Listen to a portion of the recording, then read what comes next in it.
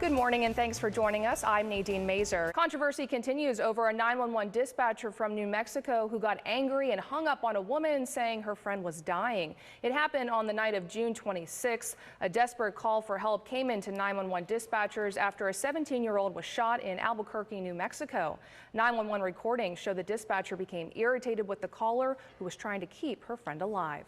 Is he breathing? From day one, investigators were saying this was going to be very challenging terrain for them to cover. But the newest thing that we found out today, which you did mention, is that Randy Taylor was at this sex shop the day that Alexis Murphy went missing. It's called Ultimate Bliss. I spoke to the manager just a few hours ago. He told me that Randy Taylor came in, bought 2 adult DVDs, paid with cash, a $100 bill, and then walked out. Monday marks the 2-year anniversary of Alexis Murphy's disappearance. Alexis's aunt, Trina Murphy, says she can't believe so much time has passed. Murphy was last seen at a gas station in Nelson County. Lead investigator Billy May says they have not stopped looking for the teen. In fact, authorities searched an area north of Lovingston just this week. Trina says the family still continues to hold on to hope that one day they will bring her home. We just have to be patient. Murphy's family is planning to release balloons to honor Alexis. That will take place tomorrow night at 6 o'clock at Nelson County High School. New this morning, 2 people are in the hospital after a crash in Lynchburg. Police say it happened just after 1 a.m. near the Gray Street exit on Route 29. We're told the driver was speeding, lost control of the car, hit a light pole, and overturned.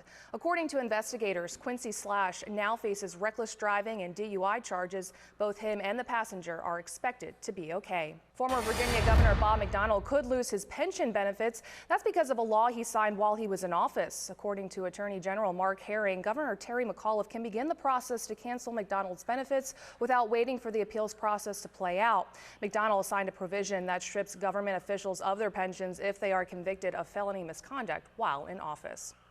The 21-year-old charged in last month's massacre at a historically black church in South Carolina is pleading not guilty to federal hate crimes. According to investigators, Dylan Roof said he opened fire at the church because he wanted to start a race war. 9 church members died in the attack. We just learned the victim in last night's stabbing in Salem was admitted to the hospital in serious but stable condition. Police arrested Scott Gilmer in connection with the case. He's charged with aggravated malicious wounding and is being held without bond right now. We also want to update. We are hearing from the Associated Press that the Navy is confirming a 5th victim from those Chattanooga, Tennessee shooting that happened this week, and that marks the 5th victim in that unfortunate shooting. And we will have much more coming up tonight at 6 on WDBJ7. Many of you are waking up to a beautiful morning with comfortable temperatures. Finally, I know a lot of people have been waiting for a break. I know I have myself. Let's head over to Chief Meteorologist Brent Watts to take a look at what's going on outside today. Brent. Nadine, good morning to you. If you're looking to get a head start on gathering school supplies, Total Action for Progress, also known as TAP, could help you out. The organization will give out free school supplies this weekend. Items such as backpacks, pencils, notebooks, and glue will be available. The event is scheduled for Saturday at Breckenridge Middle School here in Roanoke. It is geared more toward the Spanish-speaking community, but anyone can attend. TAP leaders say it's an opportunity for them to give those families more information about other programs here in the city. Well, they're not familiar. TAP is still accepting donations for the event. You can drop them off Saturday at the school. And this topic always seems to get people talking. Doctors say vaccines can save lives, but some people disagree. Yeah, a lot of worried parents, that's for sure. WDBJ 7 Morning's Allison Parker is live in Roanoke County. The family of a toddler killed in Roanoke is speaking with WDBJ 7. Police say Warner Hunter III shot Araya Lipford and her mother, Rachel Quisenberry. It happened Thursday night along Oakland Boulevard. Quisenberry's family says Rachel was shot 7 times. She remains in the hospital this morning. We're told her daughter would have turned 2 on Friday. I just want justice. Investigators say Hunter left Roanoke after the shooting and went to a home in Covington. That's where police arrested him. Police say Hunter and Quisenberry did know each other, but right now it's not clear what led to the shooting. A program in Danville is opening in a new location. The Arc of Southside is a program that helps people with disabilities find work.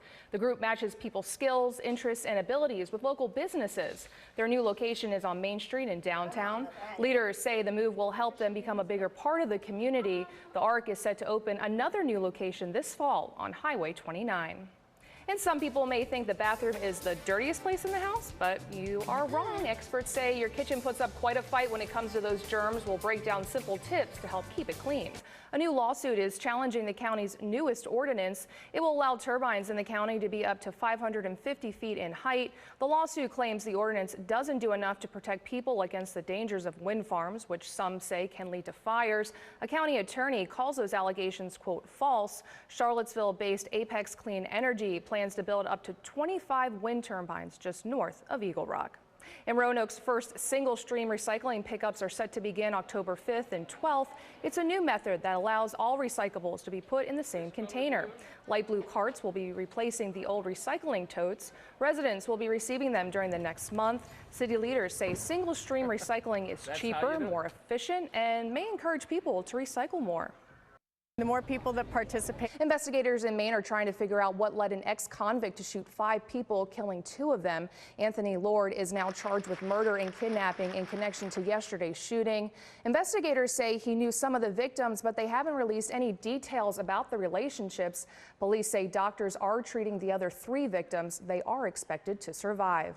It's been 1 month since 9 people died in a shooting at Emmanuel African Methodist Episcopal Church in Charleston, South Carolina, and people who live there say they're still seeing support across the country. Just down the block from the church, street vendors are now offering T-shirts with the words "Charleston Praise." People who live there say they're having a hard time moving on from the shooting. Even though it's 1 month after. Convicted Boston Marathon bomber Jahar Tsarnaev is now in a Colorado prison. Tsarnaev will wait out his lengthy appeals process in Supermax, the nation's most secure federal prison. Majority of the inmates there spend most of their day alone in small concrete cells. A federal jury sentenced Tsarnaev to death in May for the 2013 bombings that killed 3 people and hurt more than 260 others. You type in your zip code or where you live. Of course, we're in Danville right now, and you can actually see the system on it. It says right now the temperature about 19 degrees, but it feels about 9 degrees, and I can vouch for that. It is pretty cold out here. So we will be checking in with local businesses and residents here in the Danville area and have the very latest on weather conditions tonight at 11 on WDBJ 7.